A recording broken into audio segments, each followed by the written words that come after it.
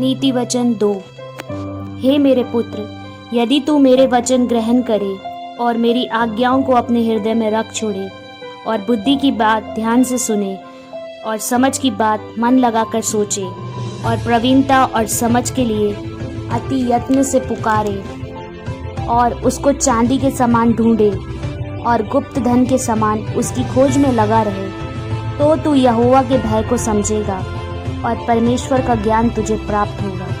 क्योंकि बुद्धि यहोवा ही देता है, ज्ञान और समझ की बातें उसी के मुंह से निकलती है।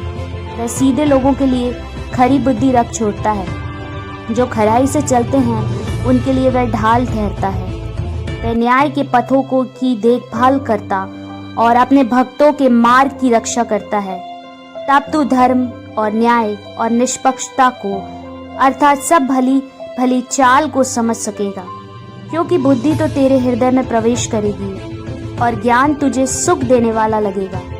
विवेक तुझे सुरक्षित रखेगा और समझ तेरी रक्षा होगी, ताकि तुझे बुराई के मार्ग से और उलटफेर की बातों के कहने वालों से बचाए, जो खराई के मार्ग को छोड़ देते हैं ताकि अंधेरे मार्ग में चले, जो बुराई करने से आनंदित होते हैं और दुष्ट जन की उलटफेर की बातों में मग्न रहते हैं, जिनकी चाल चलन टेढ़ी मेढ़ी और जिनके मार्ग बिगड़े हुए हैं। तब तू पराई स्त्री से भी बचेगा, जो चिकनी चुपड़ी बातें बोलती है और अपनी जवानी के साथी को छोड़ देती और जो अपने परमेश्वर की वाचा को भूल जाती है।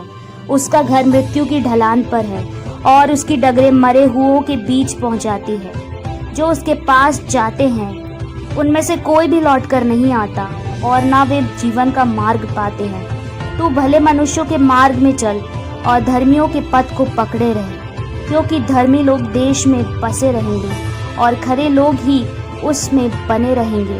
दुष्ट लोग देश में से नष्ट होंगे और विश्वासघाती उसमें से उखाड़े जाएंगे। आमीन।